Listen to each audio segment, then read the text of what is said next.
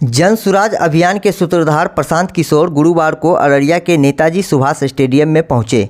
इस दौरान उन्होंने जातिगत जनगणना पर कहा कि ये नीतीश कुमार का प्रयास था कि एक बार इसका राजनीतिकरण करके इसका फ़ायदा उठाया जाए। मैं पहले दिन से ही कह रहा हूं कि इसका कोई राजनीतिक फ़ायदा नहीं मिलेगा। इसका प्रमाण ये है कि जो नीतीश कुमार जातिगत जनगणना कराकर प्रधानमंत्री बनने गए थे वो फिर भाजपा में शामिल हो गए। अगर जातिगत सर्वे का चुनावी फ़ायदा होता तो नीतीश बाबू क्यों भाजपा में शामिल होते। जातिगत जनगणना में एक और महत्वपूर्ण बात यह है कि जातिगत सर्वे जो बिहार में हुआ है वो क्या दिखाता है। जिन जाति समूह के पिछड़ा होने की बात पिछले 40-50 साल से हो रही है, उन जातिगत समूह की आर्थिक, सामाजिक, शैक्षिक स्थिति में कोई सुधार नहीं हुआ। वहीं प्रशांत किशोर ने नीतीश कुमार पर निशाना साधते हुए ये भी कहा कि जब सरकार बनती है तो बड़े बड़े विभाग पर तेजस्वी यादव और नीतीश कुमार रहते हैं। 18 सालों से नीतीश कुमार ने गृह मंत्रालय नहीं छोड़ा। अब ये सवाल होना चाहिए कि 30-32 साल से जिन जाति समूह के नाम पर आपने राजनीति की, जिनको बल देने, आवाज़ देने, शिक्षा देने के नाम पर आप गद्दी पर बैठे, उनकी स्थिति तो बदली नहीं। तो इतने दिनों से आप बेवकूफ़ बना रहे थे। ये हकमारी की किसने? पूरे बिहार में 32 साल से बिहार में राज कौन कर रहा है? लालू नीतीश कर रहे हैं। तो किसने इन्हें रोका है कि मुसलमानों को, पसंदीदा समाज के लोगों को आप गृह मंत्री बना दीजिए? किसने नीतीश कुमार को रोका है कि किसी महादलित को फाइनेंस मिनिस्टर बना दीजिए? आइए देखते हैं वीडियो में प्रशांत किशोर ने क्या कुछ कहा। मान लीजिए कि बिहार के आर्थिक सर्वे, बिहार के जातीय सर्वे में दलितों की संख्या 18% आई और जनगणना में 17.5 या 16 आ गई, तो आधिकारिक तौर पर संख्या वही मानी जाएगी जो जनगणना में।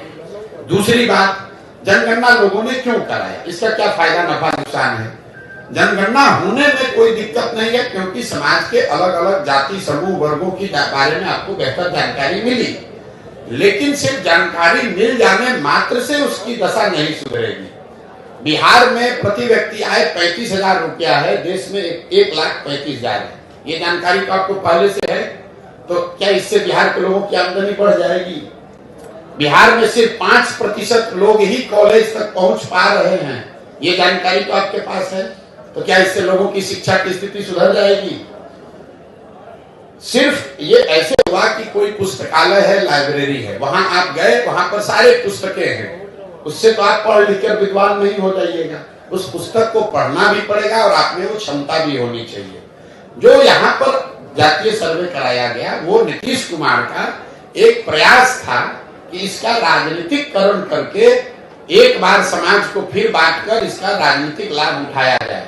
मैं पहले दिन से कह रहा हूं कि इसका कोई राजनीतिक लाभ नहीं मिलेगा, और इसका प्रमाण ये है कि जो नीतीश कुमार जातिगत सर्वे के आधार पर चुनाव लड़ने, प्रधानमंत्री बनने गए थे, वही भागकर जाकर भाजपा में शामिल हो गए। तो अगर जातिगत सर्वे का चुनावी फायदा होता तो नीतीश बाबू भागकर भाजपा में क्यों जाते? इसका कोई चुनावी फायदा नहीं है। एक और जो महत्वपूर्ण बात है जातिगत सर्वे, सबसे महत्वपूर्ण बात, जातिगत सर्वे जो बिहार में आया वो आपको क्या दिखाता है?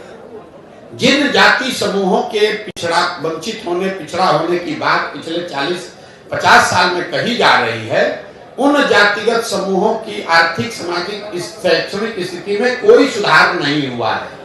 ये नीतीश लालू जी ने जमीन पर पड़े हुए कीचड़ को अपने मुंह में लगा लिया। अब सवाल ये होना चाहिए कि भाई 30-32 साल से जिन जाति समूहों के नाम पर आप राजनीति किए, जिनको बल देने, आवाज देने, शिक्षा, रिजर्वेशन देने के नाम पर आप गद्दी पर बैठे, उनकी स्थिति तो बदली नहीं। तो इतने दिन से तो आप सबको बेवकूफ बना रहे थे, और उनकी हकमारी की किसने? पूरे बिहार में 32 साल से राज कौन कर रहा है? लालू कर रहे हैं, नीतीश कर रहे हैं।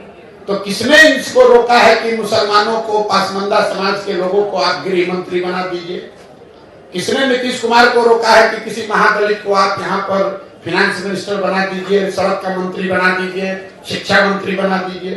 किसी अति पिछड़ा समाज को आप जल संसाधन मंत्री बना दीजिए? आज तक बनाया?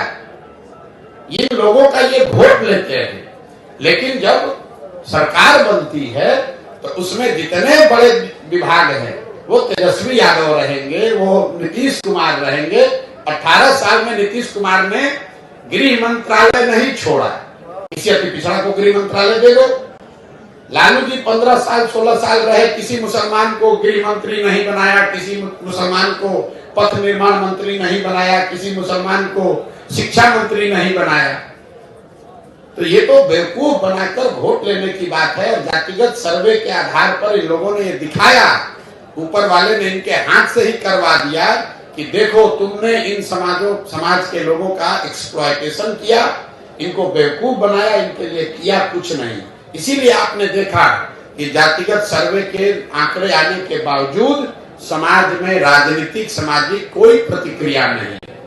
बिल्कुल लोग शून्य हैं उससे, लोगों को मालूम है कि बेवकूफ बनाने का प्रयास कर रहा है।